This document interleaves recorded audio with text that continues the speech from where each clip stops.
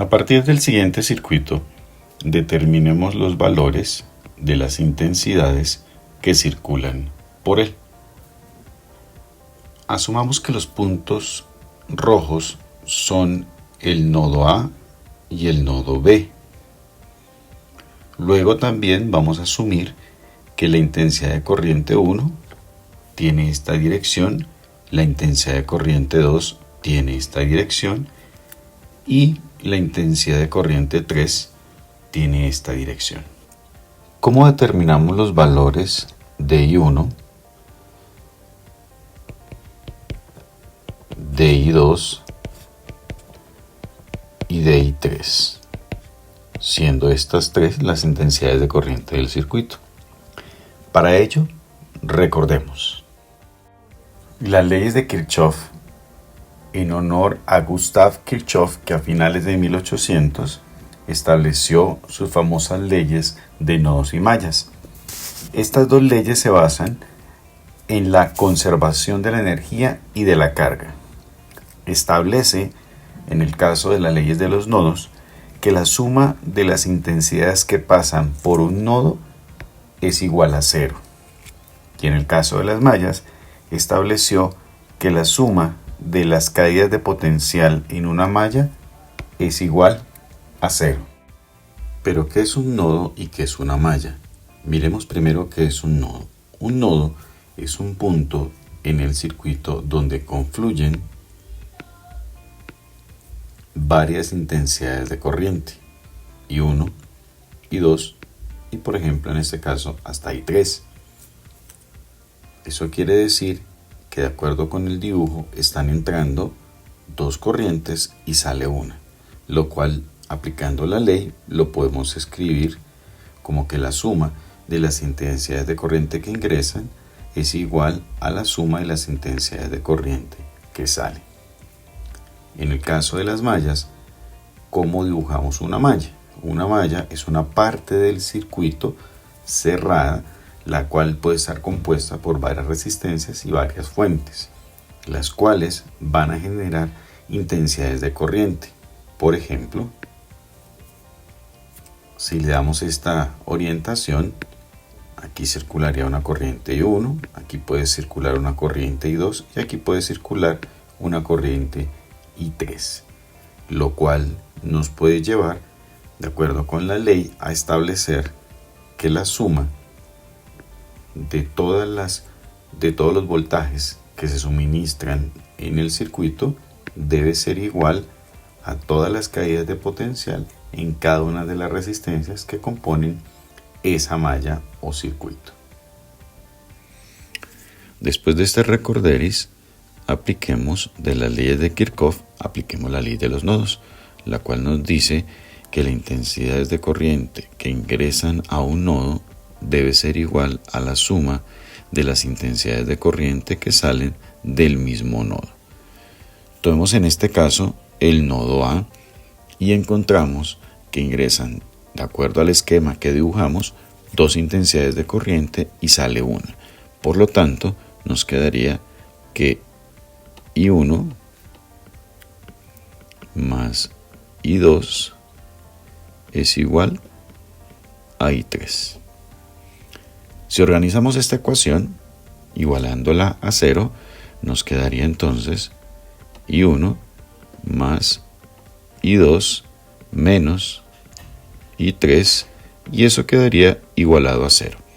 En este momento tenemos ya nuestra primera ecuación. Sigamos encontrando y construyendo las ecuaciones. Ahora apliquemos de la ley de Kirchhoff, apliquemos la ley de las mallas. Recordemos que nos dice que la suma de las caídas de potencial generadas por las fuentes, por las FEM,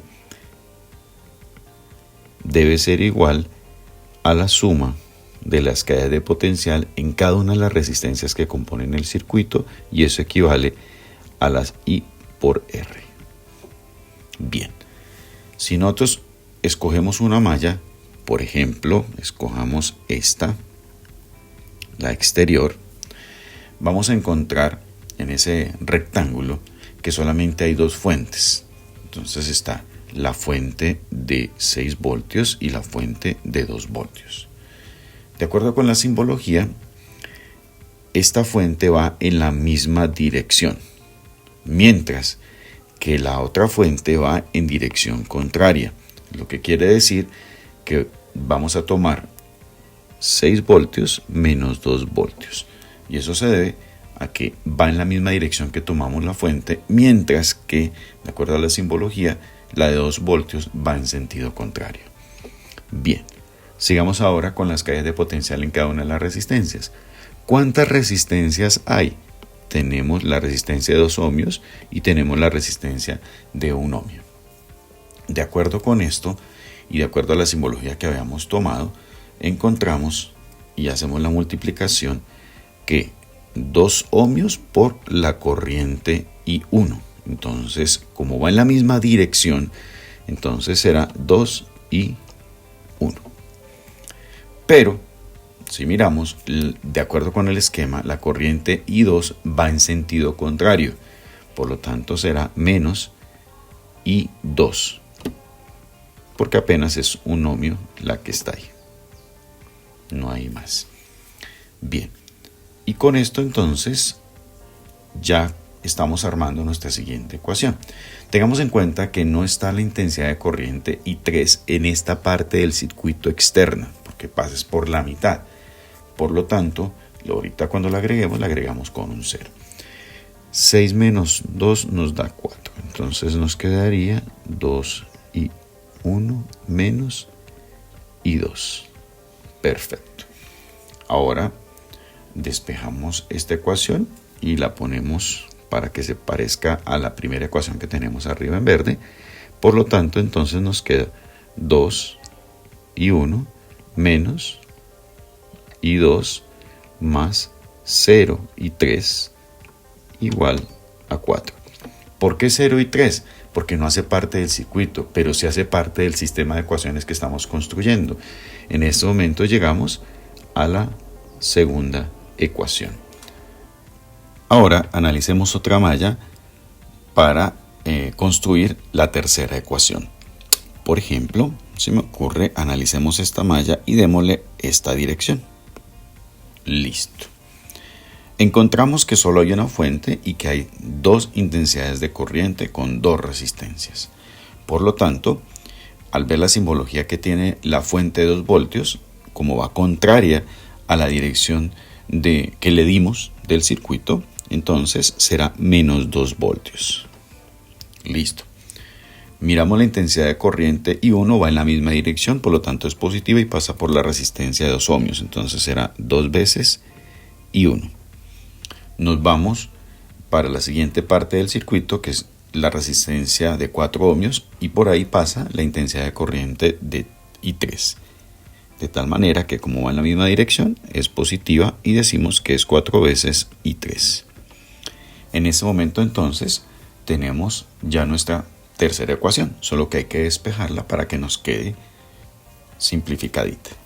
Entonces, desde ese punto de vista, quedaría 2 y 1 más 0 y 2. Recuerden que es un sistema que estamos construyendo de 3 por 3 más 4 y 3 igual a menos 2. Listo. Ahora la simplificamos y obtenemos I1 más 0 y 2 más 2 y 3 igual a menos 1. Y en este momento ya tenemos nuestra tercera ecuación. Recapitulemos las ecuaciones que tenemos. La primera ecuación fue I1 más I2 menos I3 igual a 0. La segunda ecuación fue 2 y 1 menos I2 más 0 y 3 igual a 4. Y la última y tercera fue I1 más 0 y 2 más 2 y 3 igual a menos 1. En resumen, entonces, tenemos la ecuación 1, la ecuación 2 y la ecuación 3. Vamos entonces a ver y a escoger el método con el cual vamos a solucionar este sistema y determinar los valores de I1, I2 e I3. Seleccionamos Gauss-Jordan a través de eliminación o reducción. Para tal motivo, entonces, vamos a tomar los coeficientes de nuestro sistema y lo vamos a convertir en una matriz ampliada, de tal manera que nos quedaría 1, 1, menos 1, 2, menos 1, 0, 1, 0, 2. Y la ampliamos con los términos independientes 0, 4, menos 1. Denotamos entonces nuestras filas, fila 1, fila 2, fila 3. Y empezamos a hacer operaciones para encontrar una matriz triangular, en este caso inferior, ya que tenemos un 0 en la parte de arriba, entonces aprovechamos para seguir haciendo ceros ahí. Vamos entonces a hacer la operación menos 2 veces la fila 1 más la fila 3. Y nos va a dar como resultado 3, 2, menos 1. Bien. Como las otras filas no fueron modificadas, entonces quedan igual. 2 menos 1, 0, 4, 1, 0, 2, menos 1. Bien. Ahora sigamos. Encontremos el otro 0. Bueno, el otro 0 sería la fila 2 menos 2 veces, perdón, la fila 1 más 2 veces la fila 2 en este caso. Y nos daría como resultado entonces lo siguiente. Y luego vamos a hacer a la fila 1, la vamos a dividir por 7 para simplificarla. De manera que nos da 7, 0, 0, 7. Y los dos de abajo, como no se modificaron, entonces quedan idénticos. 2 menos 1, 0, 4 y 1, 0, 2, menos 1. Bien. Si simplificamos entonces esa primera fila y la dimos por menos 7, nos daría entonces 1, 0, 0, 1. Bien. Y el resto nos queda igualito, entonces nos queda 2 menos 1, 0, 4 y 1, 0, 2, menos 1. Bien, perfecto. Ahora pasemos entonces a reducir la fila 2. De tal manera que a la fila 2 le vamos a restar 2 veces la fila 1. Y de esa manera obtenemos otro 0. Y nos queda entonces lo siguiente. Luego multiplicamos por menos 1 a la fila 2 para que de una vez nos quede el término 1 y no negativo. Entonces, como la fila 1 no hay que hacerle nada, queda la misma. 1, 0, 0, 1.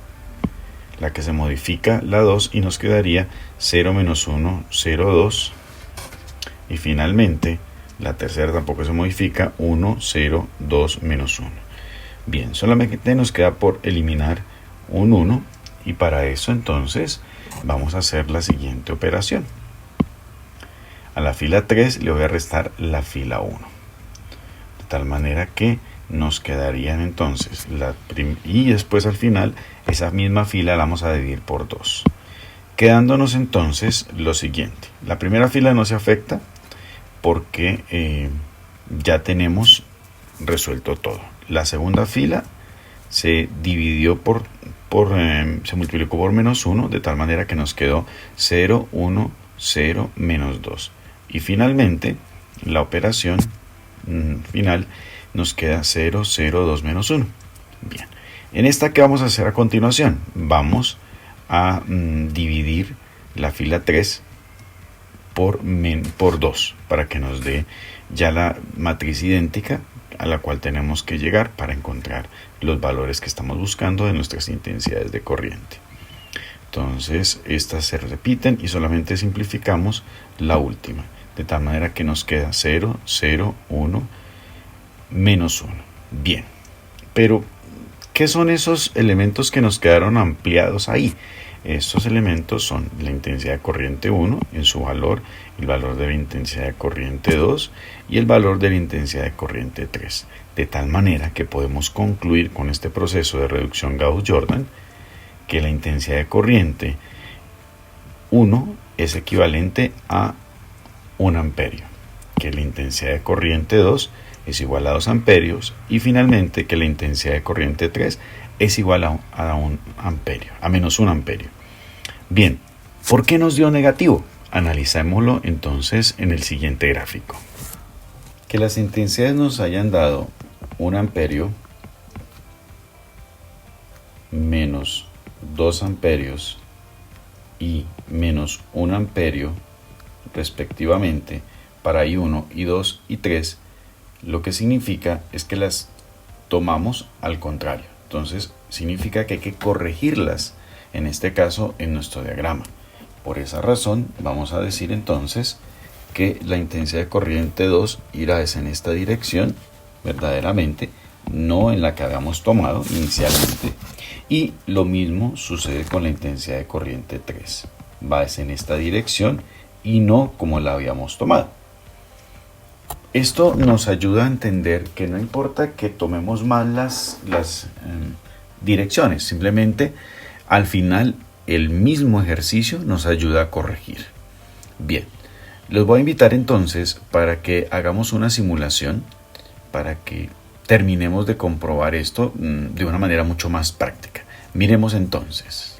Tenemos aquí entonces un simulador muy interesante de la página fed.colorado.edu, en el cual podemos poner en práctica lo que acabamos de hacer en nuestro circuito. Empecemos entonces a construir el circuito y simularlo.